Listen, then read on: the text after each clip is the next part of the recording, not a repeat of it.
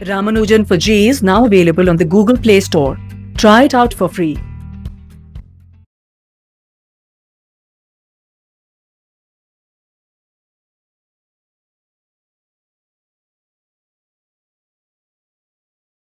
So good morning, students.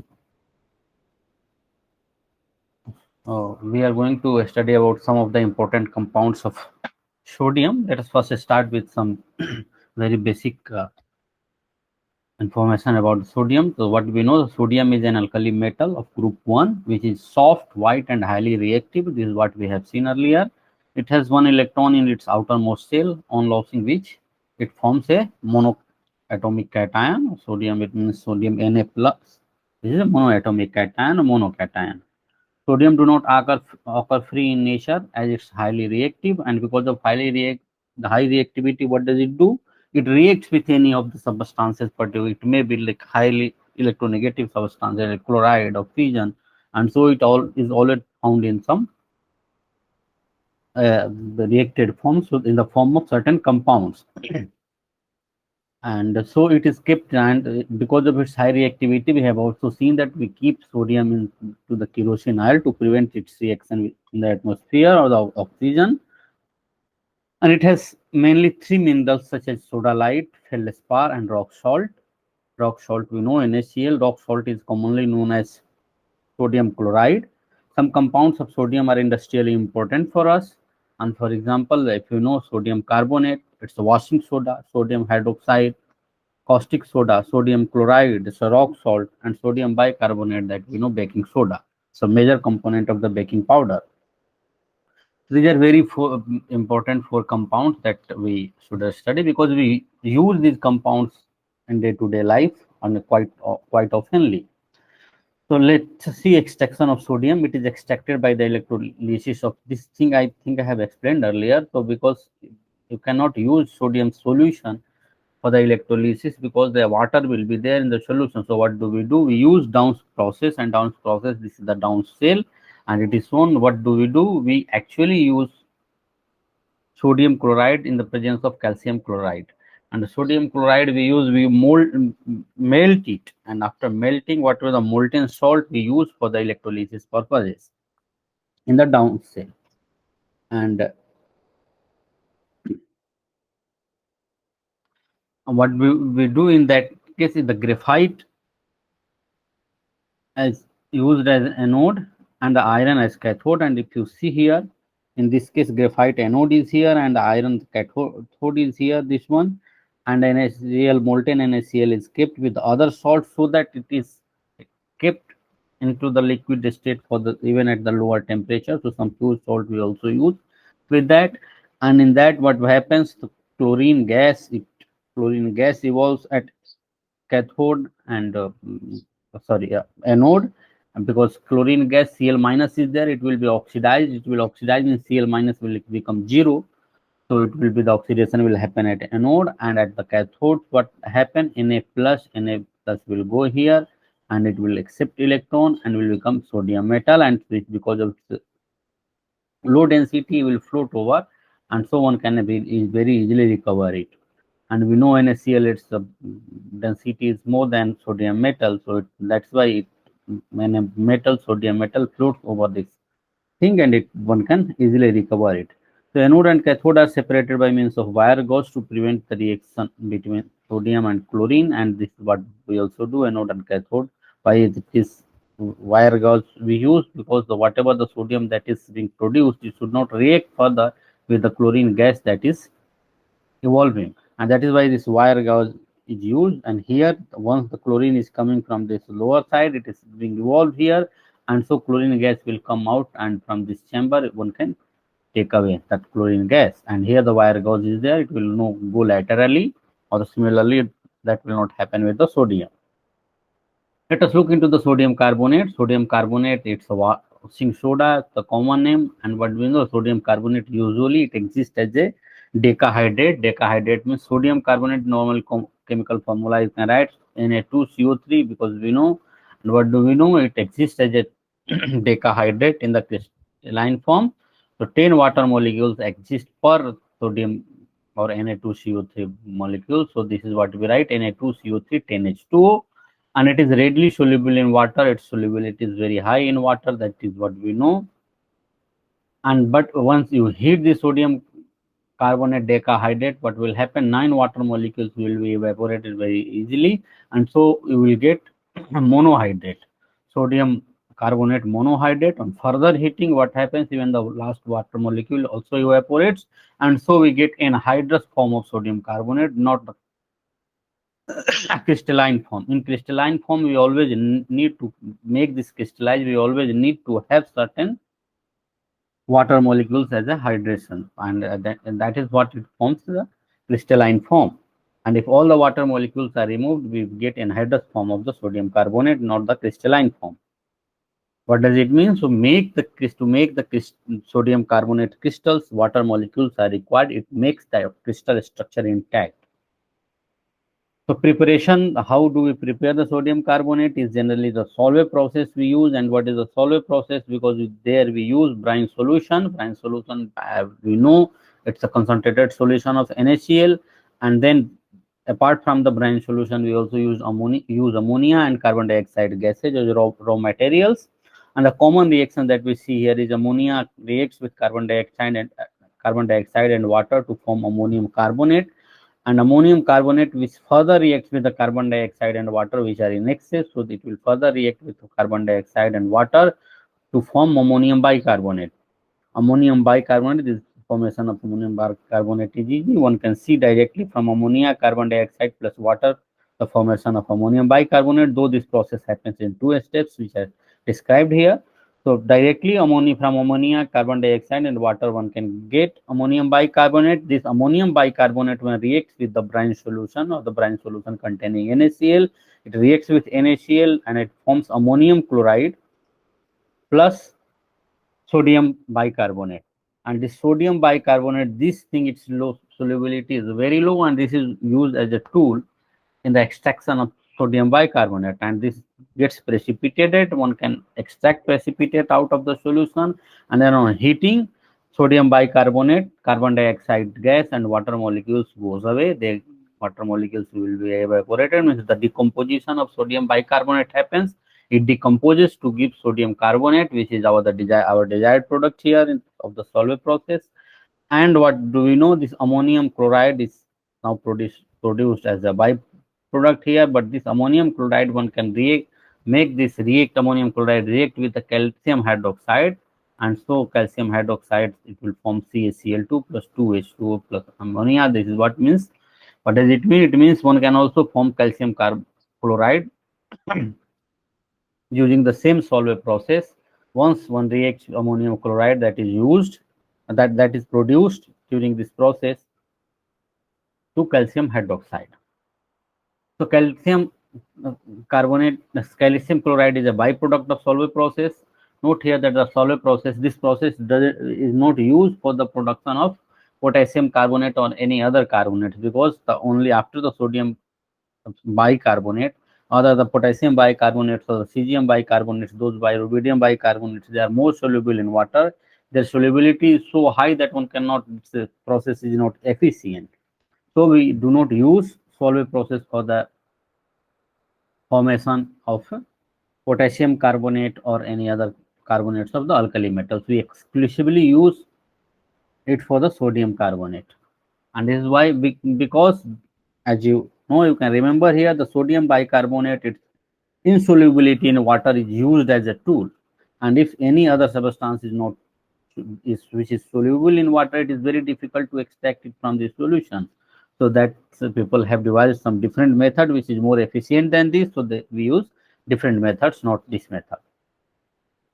Let us look into the properties of sodium carbonate. Sodium carbonate is white crystalline solid which exists as a decahydrate. This is what we know.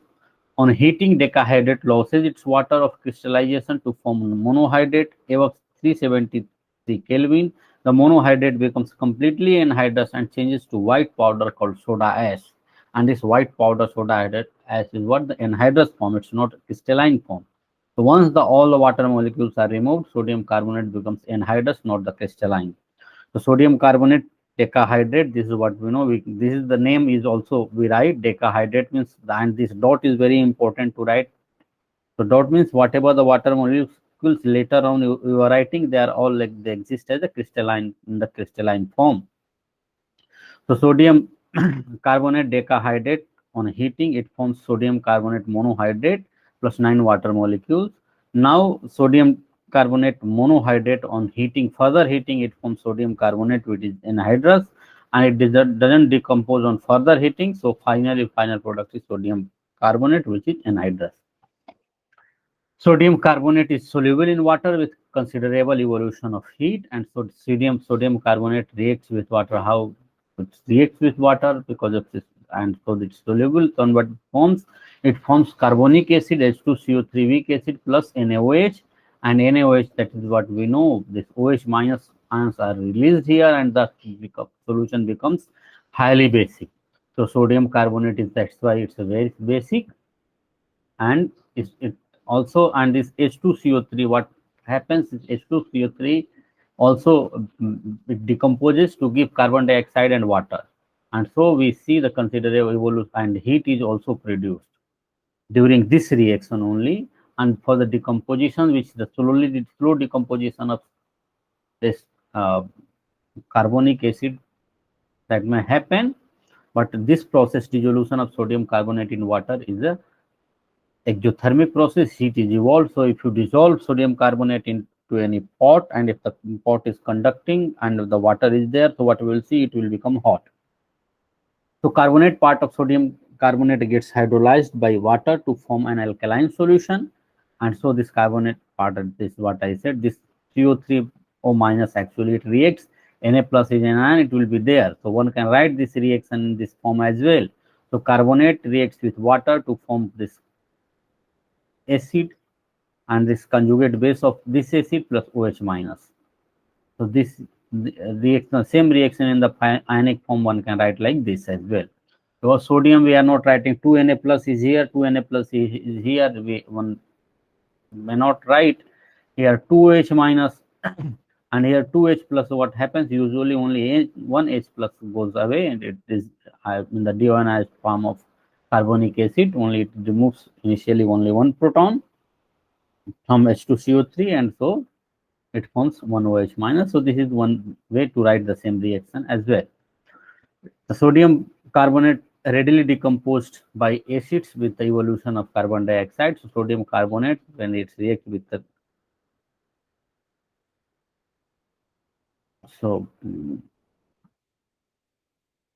and plus water plus CO2, what do we know? This is one reaction. Sodium carbonate reacts with the water and carbon dioxide to form sodium bicarbonate.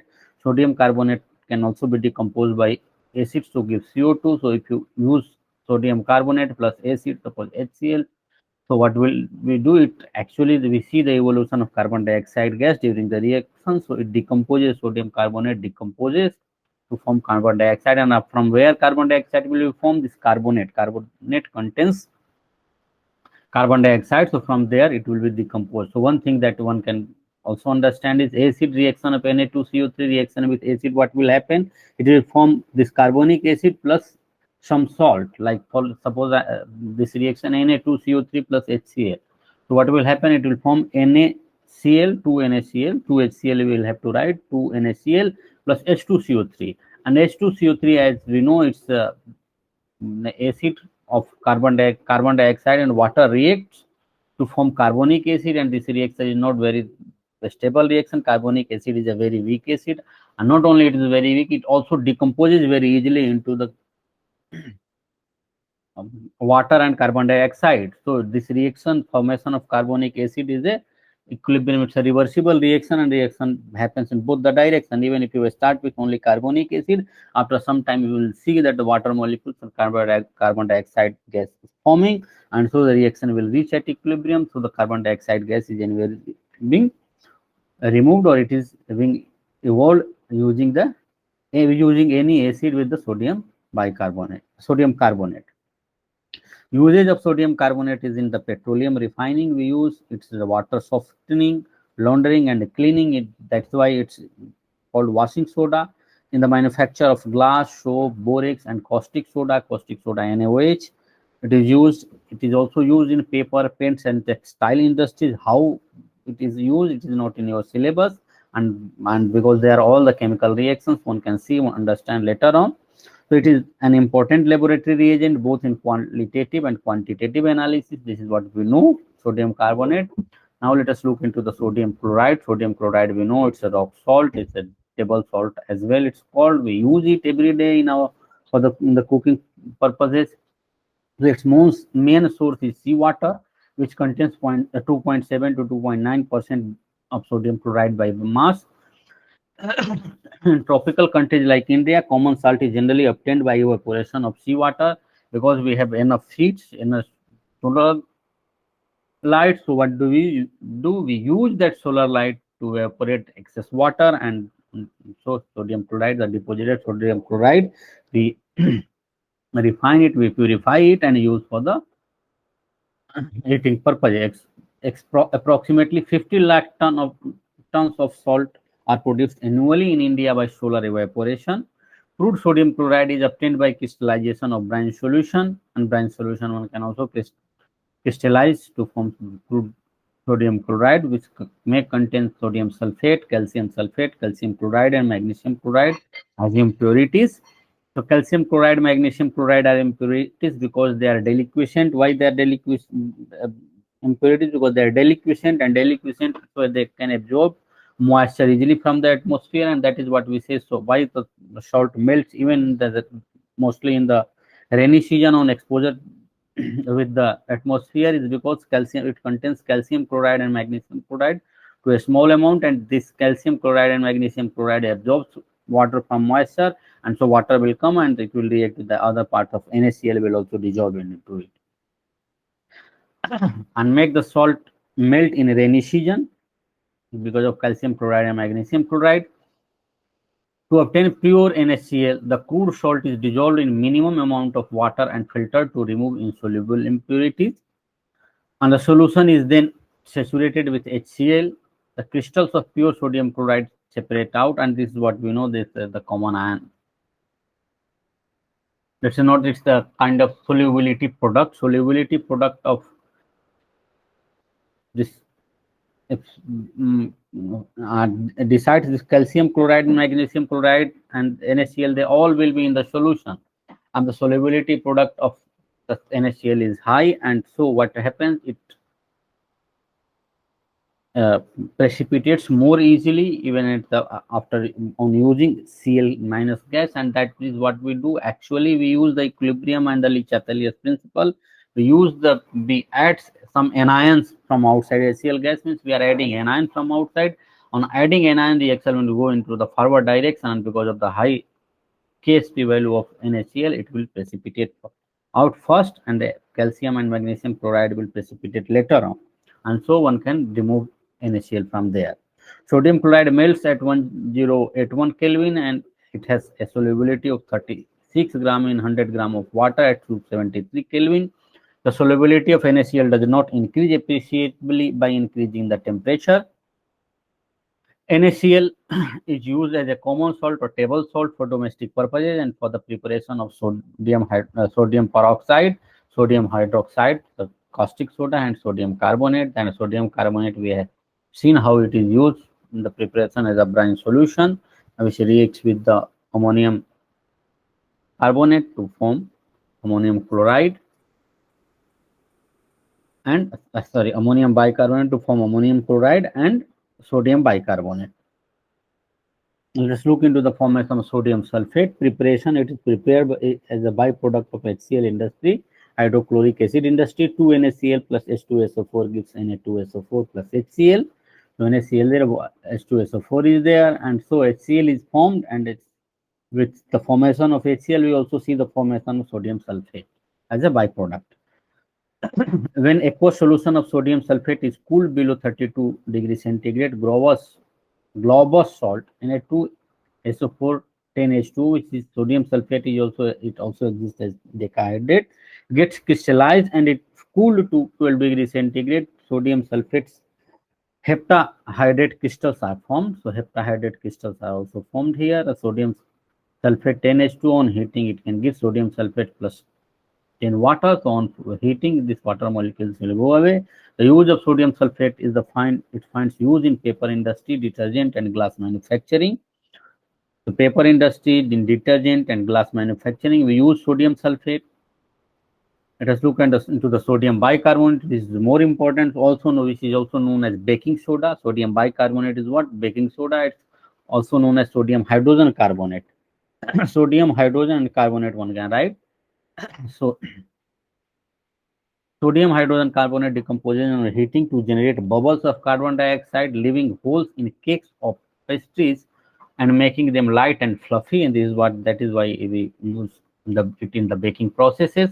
So we know, I have also described that sodium bicarbonate on heating, it decomposes and it gives, and this reaction you might have seen here, sodium carbonate gives sodium carbonate plus water plus carbon dioxide.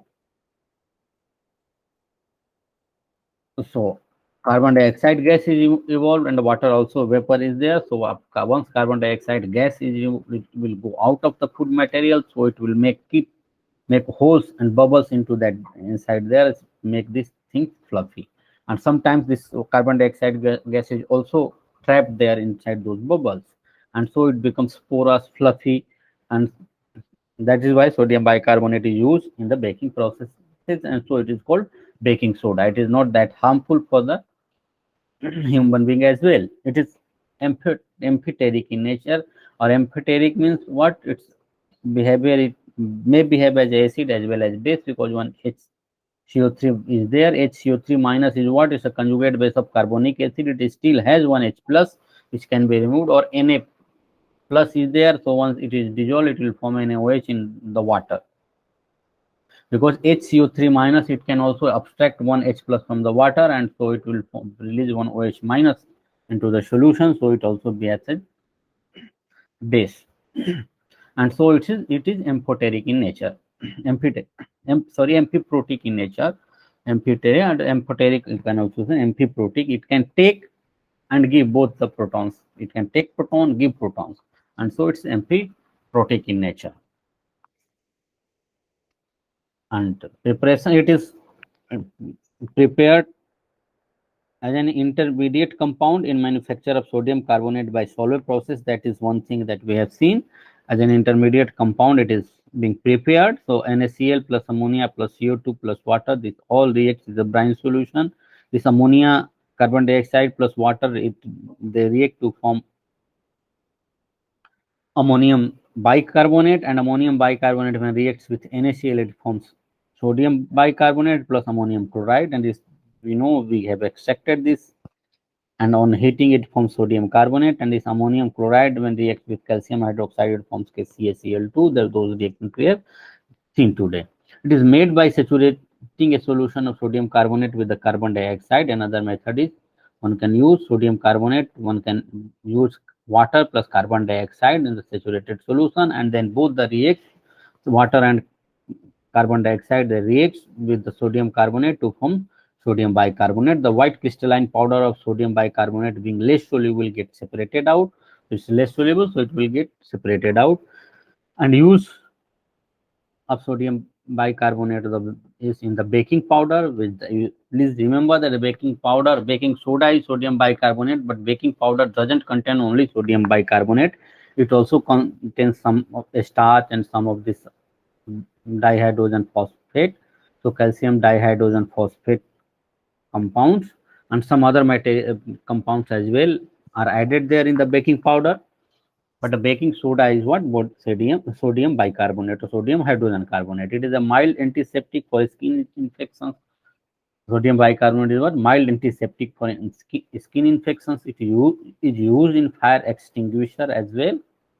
And why it is used in fire extinguisher? Once you throw it out there, on getting heat, sodium bicarbonate will decompose into the water, and the water will into sodium carbonate plus CO2 plus water. And CO2, we know it's a fire extinguisher, and the water is also there. So that is why it is used as in the fire extinguisher. Microcosmic salt. Now let us do microcosmic salt's chemical formula. It's the sodium ammonium hydrogen phosphate plus 4 water molecules as the water of crystallization, and water of crystallization is it is tetraaqua form in the crystalline. It contains 4 water molecules in the crystalline form. So microcosmic salt is NaNH4 HPO4. PO4 is phosphate. We know this is sodium, this is ammonium, this is hydrogen in the form of H plus.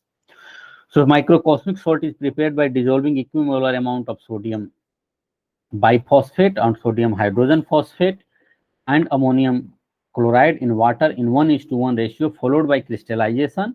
So ammonium chloride plus sodium hydrogen phosphate or sodium biphosphate, and it reacts with the they react and it forms sodium ammonium hydrogen phosphate. So this one sodium will be replaced by one ammonium ion, and the sodium that is replaced by this, it will go with the NaCl. So this is kind of double displacement reaction. So two displacements are happening. Ammonium is coming here, sodium is going there. So double displacement reaction. So it forms sodium ammonium hydrogen phosphate plus NaCl. A sodium ammonium hydrogen phosphate is what? It's a microcosmic salt. And sodium ammonium hydrogen phosphate, once after the crystallization, it also absorbs water from the atmosphere and it forms a colorless crystal. So it gets crystallized, and by absorbing water molecules or maybe dissolve. And so this is the crystalline form of microcosmic salt. The chemical properties of microcosmic salt is on heating, NaPO3 is formed. So NaPO3 forms color beads with oxides of transition metal. So NaPO3 forms color beads, and this way one can detect whether NaPO3 is formed or not. So this microcosmic salts, when it is heated for water molecules, you can use as the water of crystallization. So that will also be added here.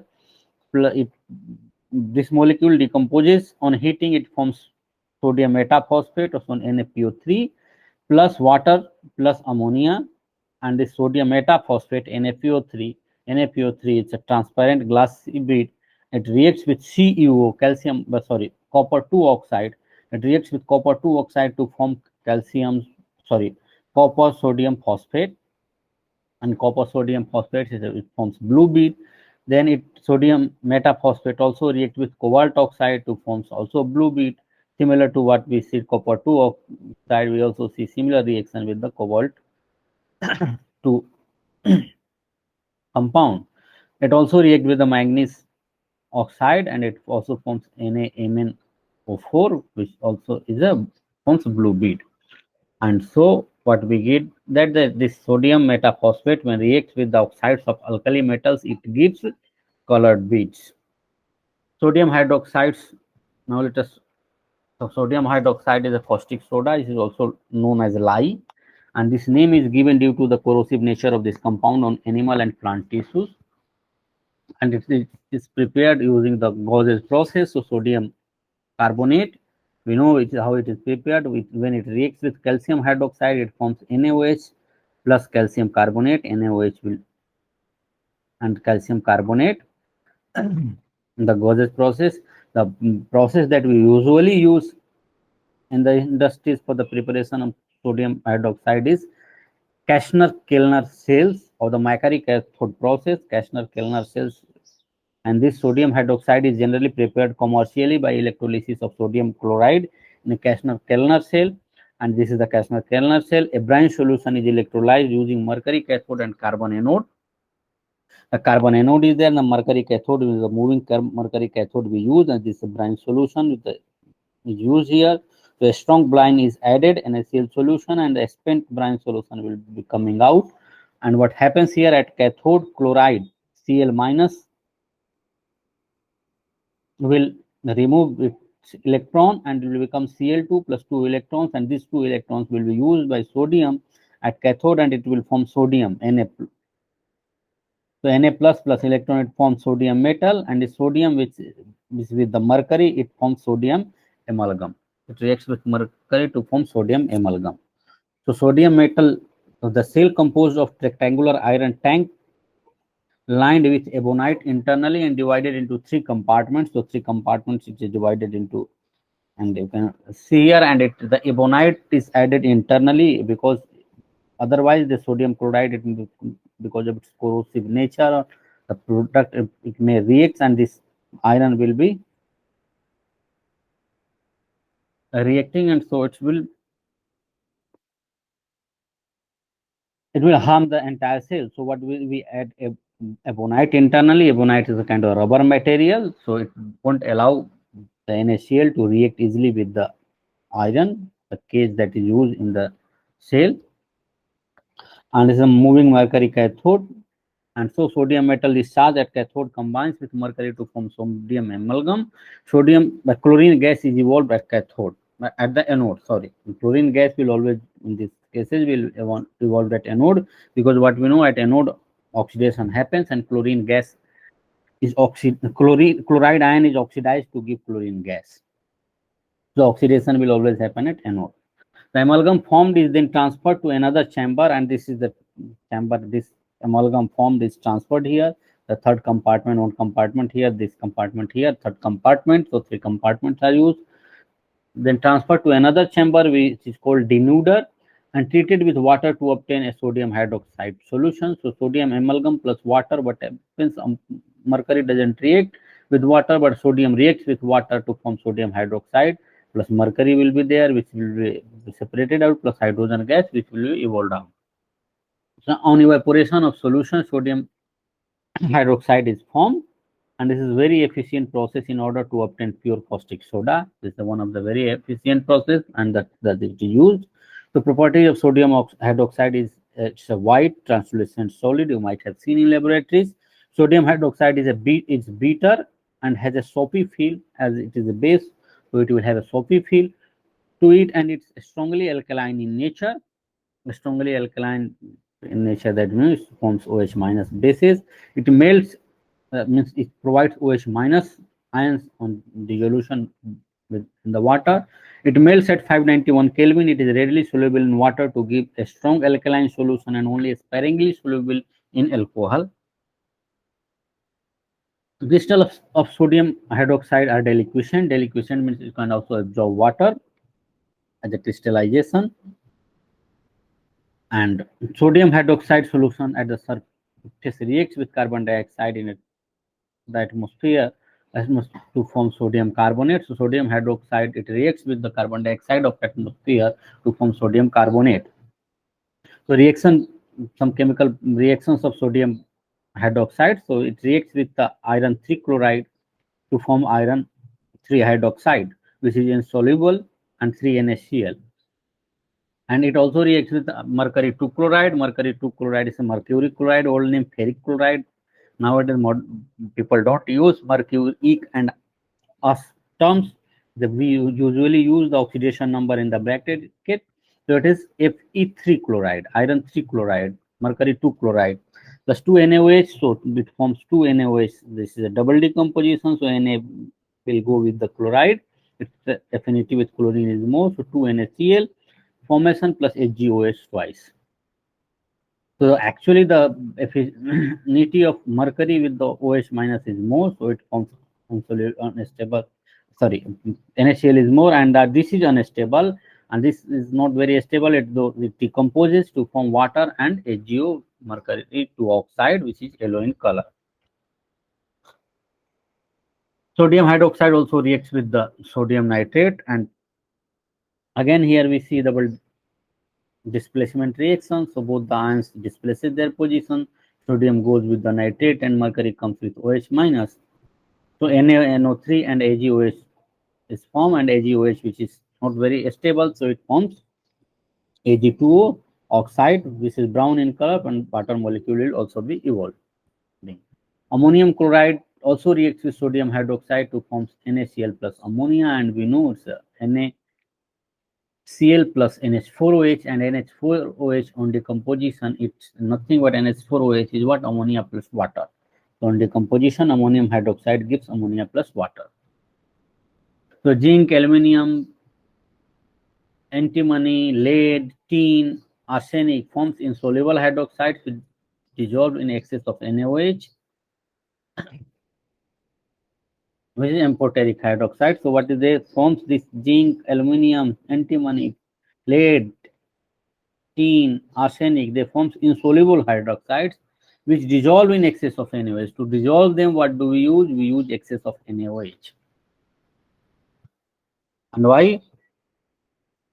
Because they are amphoteric hydroxides, and amphoteric hydroxides means they also have slightly acidic character, so they are dissolved in excess of NaOH. Reaction with halogens. So NaOH reacts with the halogens to form NaX plus NaXO plus H2O. So this is what we know, the hypohalite, like OCl. It's a hypochloride. So it's a hypohalite. So X2, when reacts X2, X means any halogen. That's mostly the chlorine, bromine, and iodine. When reacts with NaOH, which is it forms sodium halide plus sodium hypohalite plus water molecules. And when the NaOH is hot in the cold, when the NaOH is cold, this reaction happens. When NaOH is hot, that is, this reaction is something else. So it forms 5NaX plus NaXO3. XO3, we know it's a sodium halate, like chlorate. So NaClO3, sodium chlorate ClO3. So it's a halate, or iodate, IO3 minus. So it's iodate ion, the halate ion. Similarly, one can write the sodium halate is for NaXO3, not for NaX. So there is some error in this position. Sodium halate means, I think you understand it very easily.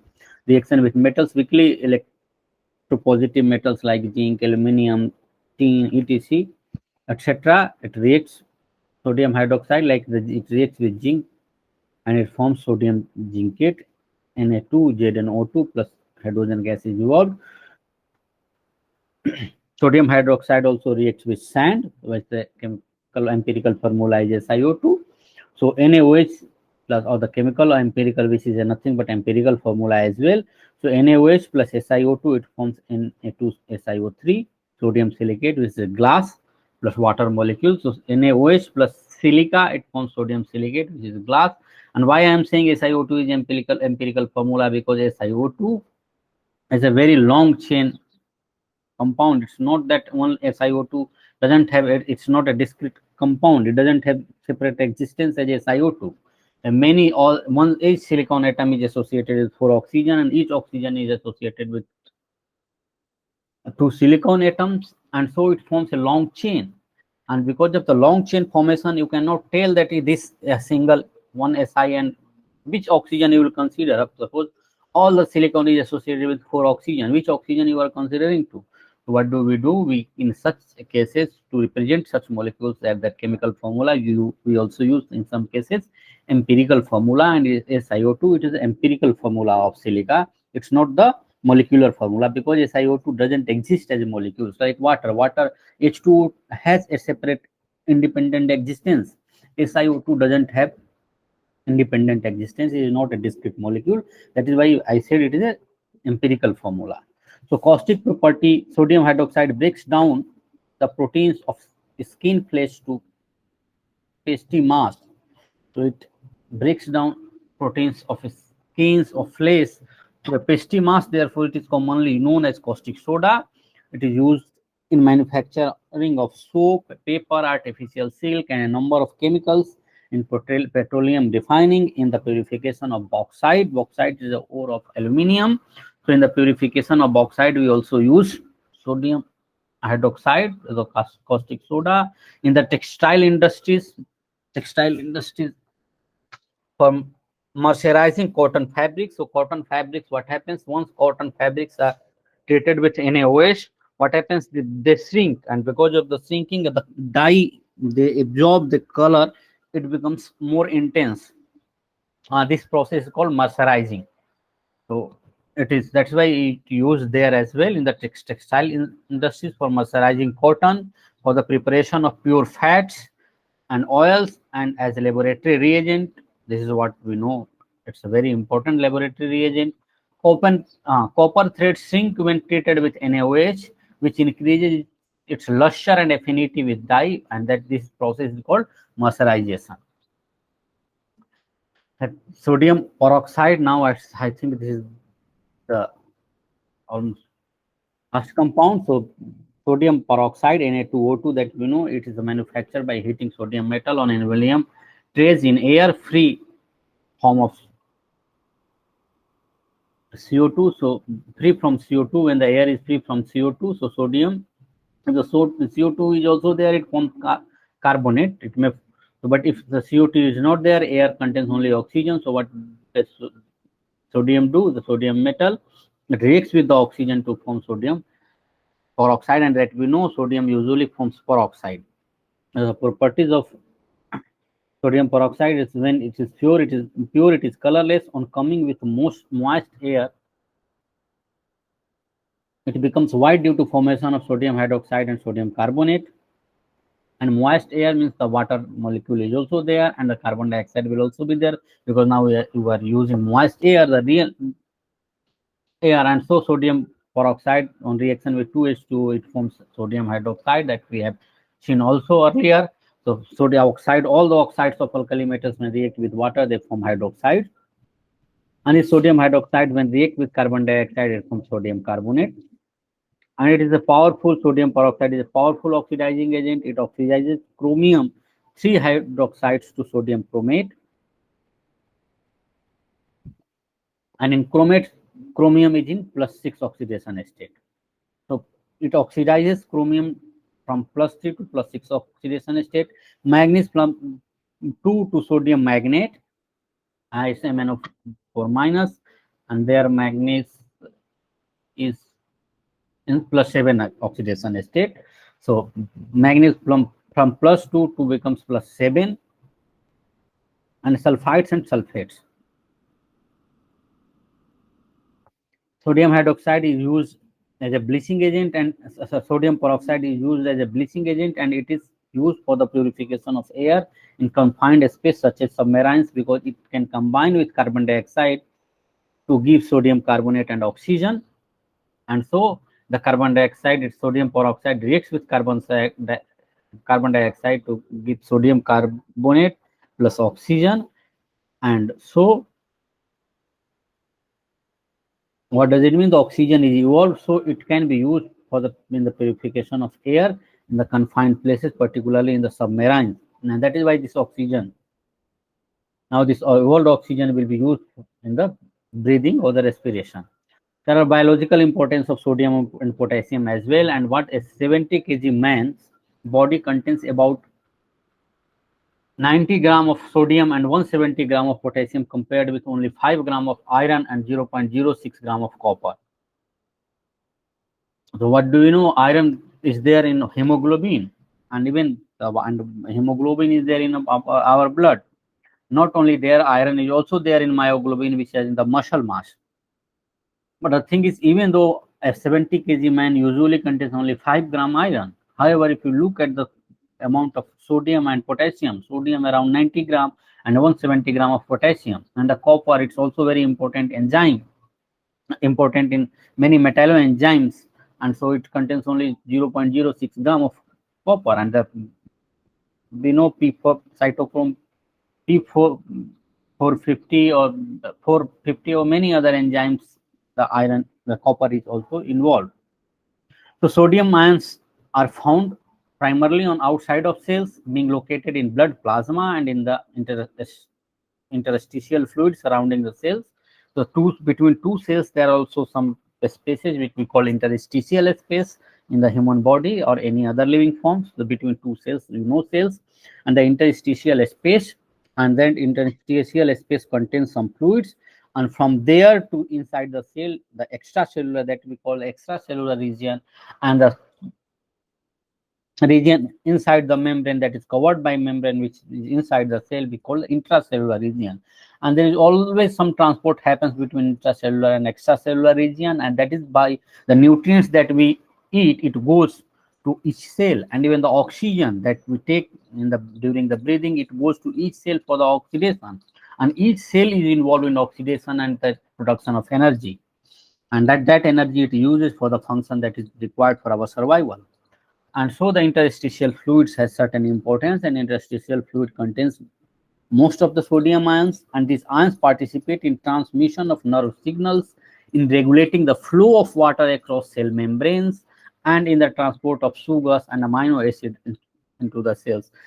If these ions are not there, you might have also read about the sodium potassium channels, and the sodium potassium channels, since it works, so the proton pump also works, and proton pumps is there in our stomach. Some acids are being synthesized, it is in our body, it is secreted inside our stomach, and that acid is used for the digestion of food. And so everything is now, it's a very well connected and very well regularized by the biological processes or the method, the way nature has evolved. So sodium and potassium, although so similar in chemically, because we know they are from the same group, and their chemical nature is also, they are very close by, one above the another in one group. So they are chemically similar, but they differ in quantitatively in their ability to penetrate cell membrane, because the size differs, so their ability, and also charge size ratio also differs, so their ability to penetrate cell membrane also differs, and so in their transport mechanism and their efficiency to activate enzymes also is different. Potassium ions are most abundant cations within the cell fluid. So within the cell fluid means, as sodium mostly is in the extracellular region, in the interstitial fluid, and the potassium is mostly inside the cell, within the cell fluids, where they activate many enzymes, participate in the oxidation of glucose to produce ATP, which and with sodium are responsible for transmission of nerve signals. So potassium with the sodium in the transmission of nerve signals, sodium ions are also involved. Not only sodium ions, calcium ions are also involved. So both, but because we are reading here on the alkali metals, so the only sodium and potassium ions we talk about. In the signaling of nerve signals, the potassium ion is also used in the production of ATP. And there are very considerable variation of concentration of sodium and potassium ions found on the opposite sides of cell membrane.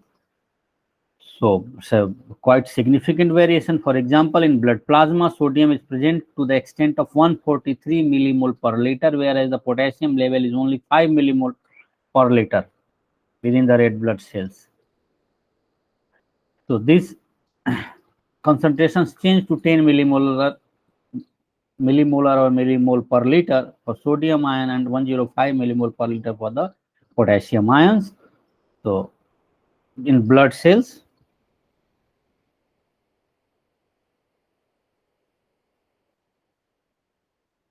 so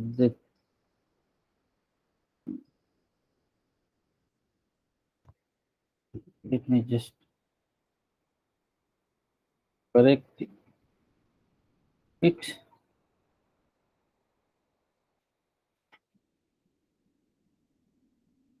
Slight error was there. So these ionic gradients demonstrate that discriminatory mechanism called the sodium potassium pump operates across the cell membranes, which consumes more than 1/3 of the ATP used by resting animals. So whatever the ATP we produce, 1/3 of that ATP in what we are in the rest, or any animal in the rest, is used by sodium potassium pump, and it's an active pump. We need to provide energy for this pump to be functional. And although since this pump is functional, so many other pumps are working in our body, and so many other nutrients, they pass the cell membrane, goes from this side to another side using transmembrane proteins or the ion channels. There are also ion channels. Sodium potassium pump is also ion channel. So all this transmission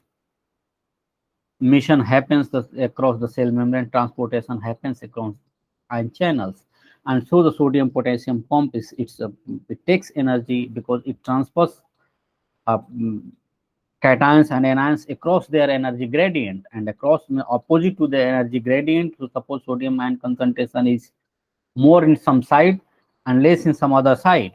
So what happens is it transports from less concentration to higher concentration, but with the transportation of the other materials, so sodium ions will go inside the cell and with them as well. And once it is going through them, we need to take out those sodium ion concentration from the cell, because then the concentration gradient will not be there, and then transfer of the materials will also stop. So to make that function, sodium potassium pumps work, and it's an active pump. We need to provide energy. It takes energy we don't provide energy deliberately. Where the mechanism is like that, it takes energy, all the energy that is produced, and functions in the opposite direction. And so with that, as this part of the alkali metals is over, we'll see alkaline earth metals in our next lecture.